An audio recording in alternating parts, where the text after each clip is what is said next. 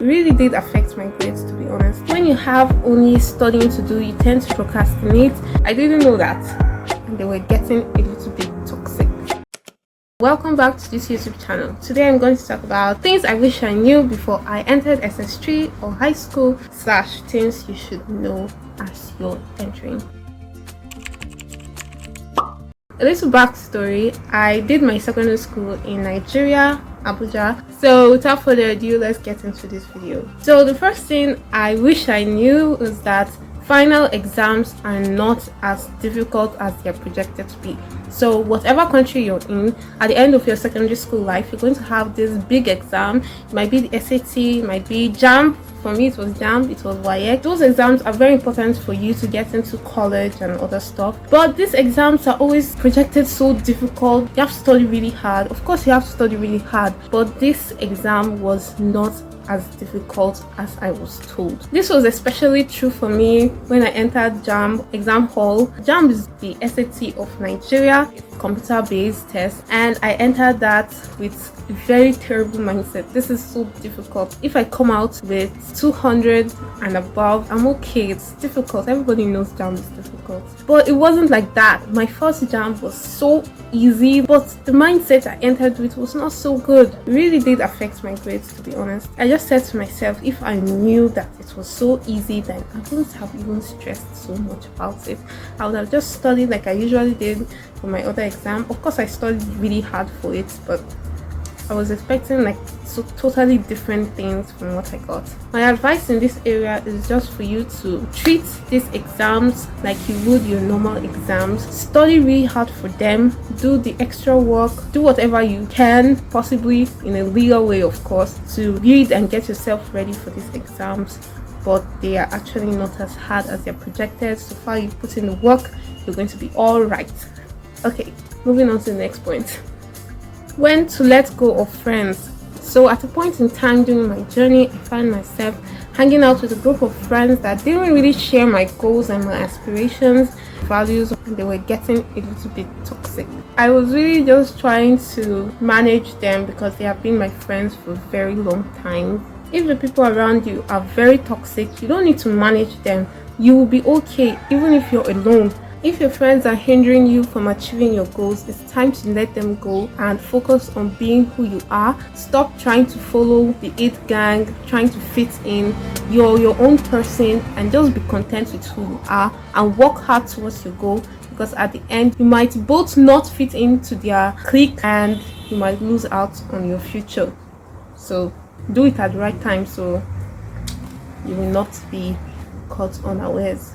The next very important thing I wish I knew before high school, before graduating, was that money is important. Saving and earning money as a student. I started saving when I was in just 2, but I was saving just because I could. I wasn't saving with a purpose. I wasn't saving with a goal. Oh, I want this amount saved up for this purpose.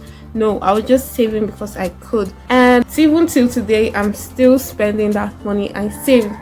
I'm just imagining if I actually did it with like a conscious effort, like I want to save this amount before I graduate, the amount of money I would have had is crazy. My advice in this area is to start your financial journey today. I know you're about to resume school, and how do you save? From your allowances. Don't spend it all. Save a percentage. Sometimes you can save all of them.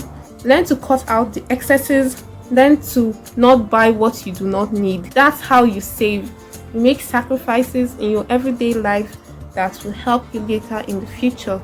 I know right now it's easy to relax because your parents are taking care of 90% of your needs, but you have to realize that in a few months from now, you're going to be an adult capable of going to prison and staying on your own without any parental guidance. You have to stop depending on them for every single need. I talked just a little bit about savings and how to make money as a student in this video linked up here. So the next thing I wish I knew was that my dreams were possible and not only possible, but I could achieve them. So I had a lot of aspirations about studying MIT on a fully funded scholarship, and my dream university was actually McGill University in Canada. I knew what it took to enter those universities, but I wasn't convinced to put in that much effort and to work that hard for my goals. I did achieve a lot, but that was just coincidence by God's grace that I was able to do so much, because I wasn't making a conscious effort to put in all those work and do everything I needed to do. Of course, this resulted in multiple rejection letters. If you want to know all about how I got over being rejected from my dream schools, comment down below, and depending on the amount of comments I get, I will make sure to do a video of that, no matter how much it breaks my heart. My advice for this is to give your dreams every single thing you can give it. Give it time, give it money, give it commitment, give it your night, give it your day. Whatever you need to give your dreams to see it come true, give it. You want it, then go all out for it. Don't be laid back and just be like, oh, if it comes, good, if it doesn't come, fine. No, you can be better than that. You can be better than the best, no matter how cliche that seems. So the next thing I'm talking about is goal setting and achievement. Like I said previously, I had a lot of dreams, but I didn't know how to go about achieving them in reality. I didn't know the right techniques also to use to make sure they come true.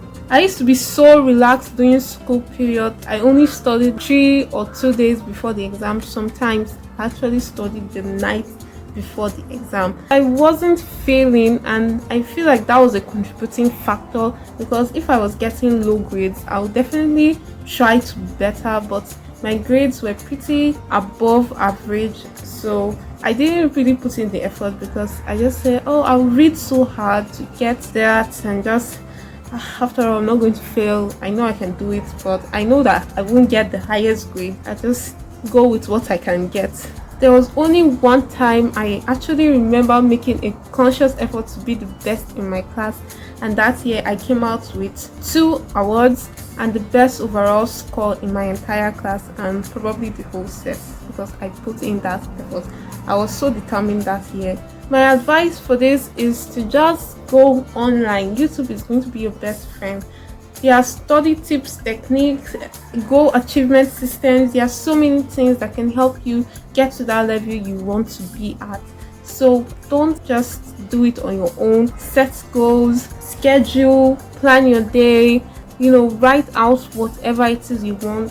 Put in the effort, study hard, and you'll see results as you go on.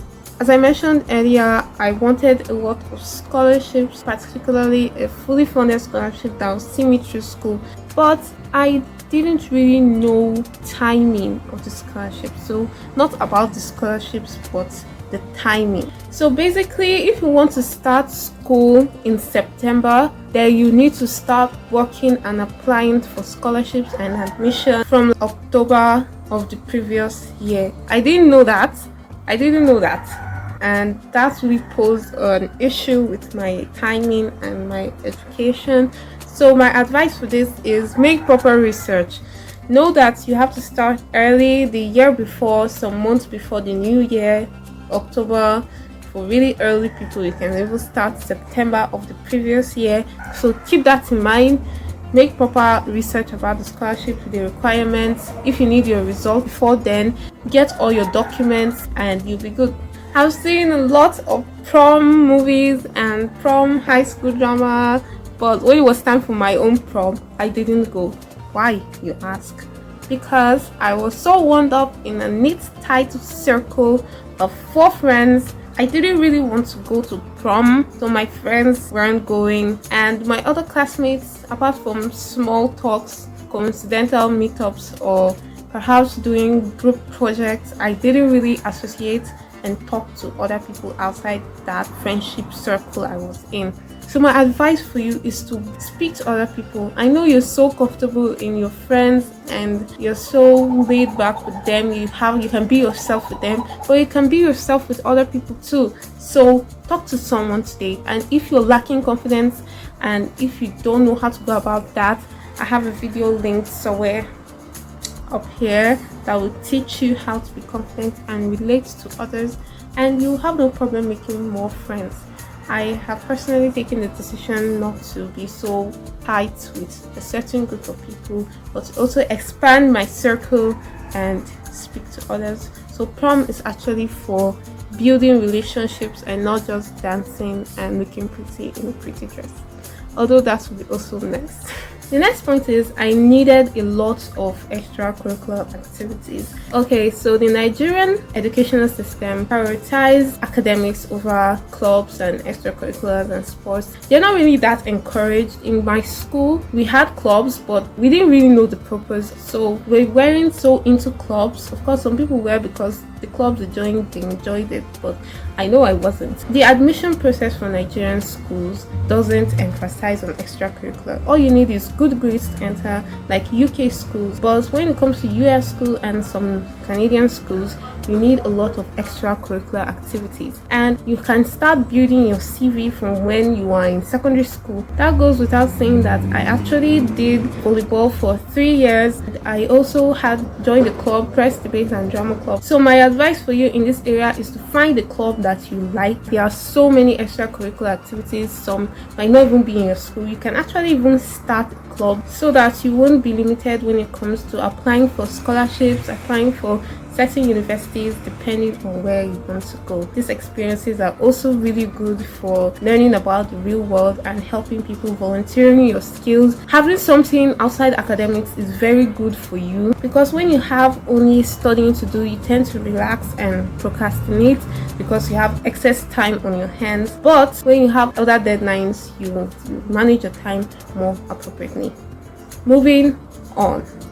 Thank you for watching this brief video. I'm glad you enjoyed it. I hope you have something you learned from it. Like, subscribe and share with any of your friends that you feel will need this, and even your class group chats. Thanks for coming back. I'll see you in the next video. If you have any video ideas, you can of course ask.